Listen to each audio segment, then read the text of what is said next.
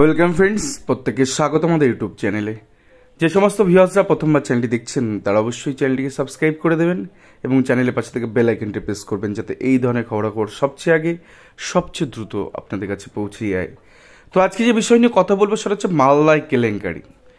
TRAC খবরের জের 2009 প্যানেলে পড়ে থাকা 119টি সিটে আবার হাইকোর্টে দায়ের হলো একটি মামলা। রীতিমতো ধুন্ধুমার কাণ্ড ঘটছে মালদায়। তার কারণ আপনারা প্রত্যেকে জানেন, মহামান্য হাইকোর্ট একটি দুটি তিনটি জেলার ক্ষেত্রে কনসার্ন অর্ডার দিয়ে কিন্তু সেক্ষেত্রে মামলাকারীদের নিয়োগ দিয়েছে।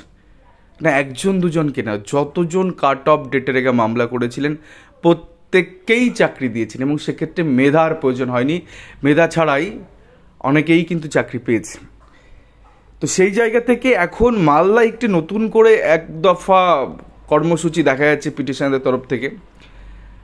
আইনের ফাঁক, জাজমেন্টের ফাঁক, এই সমস্ত দেখে তারা ঢোকার চেষ্টা করছেন এবং রীতিমতন যুক্তি আছে সেই সমস্ত পয়েন্টে।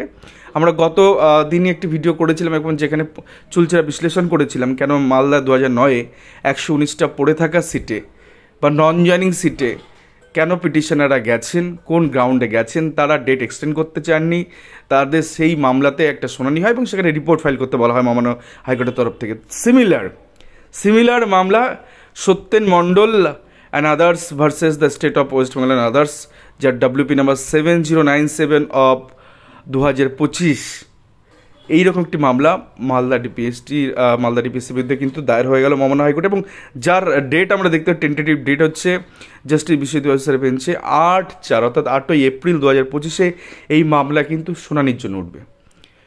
তো প্রথম পিটিশনে আমরা দেখিয়েছিলাম 27 জন যারা এই 119টা সিটের দাবি করে যারা নতুনভাবে মহামান্য হাইকোর্টের সামনে এসছে, আর এই পিটিশনে 34 জন এমন প্রার্থী রয়েছেন যারা এই ধরনের মামলা তারা করেছে। তো সংখ্যাটা 119টা সিটে অনেকটাই কম, 27 + 34 বুঝতেই পারছেন সংখ্যাটা কত।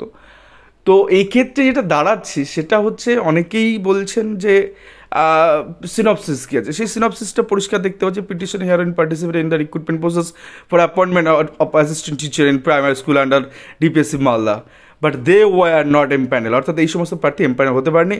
After appointment of empanel candidate there were still 431টা left out non joining vacancy. তো সেক্ষেত্রে এতজন ভ্যাকান্সি ছিল এবং তারপরে 312 জন মতন যুক্ত হয় এবং 119টা সিট এখনও ফাঁকা পড়ে আছে। যারা অন্য ওই টাইমে মালদার ক্ষেত্রে মামলা করেছিলেন তাদের মামলা কিন্তু এই হিসাবেই ডিসমিস করা হয়েছে যে তারা কাট অফ ডেটের মধ্যে করেন, বাট তাদের গ্রাউন্ড ওই 431-এ ছিল। বাট এখন যারা মামলা করছেন তাদের গ্রাউন্ড হচ্ছে 119টা সিট। যে মামলাকারীদের চাকরি দেওয়ার পরেও 119টা সিট ফাঁকা থেকে গেছে, তাহলে এই সিটে বাকি প্রার্থীরা যারা নট এমপ্যানেল তারা কেন চাকরি পাবেন না? যেহেতু এই সিটটা এক্সক্লুসিভলি মালদা ডিস্ট্রিক্টের 2009-এর ম্যাটারের জন্য আলাদা করে করা হয়েছিল। 5% আর কতজন 5%, টোটাল মনে হয় 1300 সিটে 5% করলে আর কত দাঁড়াবে?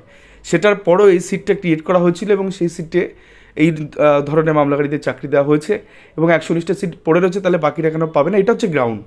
তো এই গ্রাউন্ডে দ্বিতীয় দফায় মামলা দায়ের হয়ে গেল মহামান্য হাইকোর্টে। প্রথম দফায় 27 জন, দ্বিতীয় দফায় 34 জন। তো আমরা এই খবর করেছিলাম হয়তো সার্কুলেট হয়েছে, তাই তারা গেছেন একটু ফাঁক ফোকর আইনের যে মারপ্যাচ আছে তার ভেতর থেকে রাস্তা। তবে রাস্তা লম্বা হবে, তার কারণ সিঙ্গেল বেঞ্চের রায়টাই যে ডিপিএসসি মালদা মেনে নেবে সেটা নয়। দেন ডিভিশন বেঞ্চে যে জাজমেন্ট আসবে, আবার ডিভিশন বেঞ্চে মান্তা সাহেব বসে আছেন, তো সেক্ষেত্রে কী জাজমেন্ট আসবে, তারপর সুপ্রিম কোর্ট পর্যন্ত যেতে হতে পারে।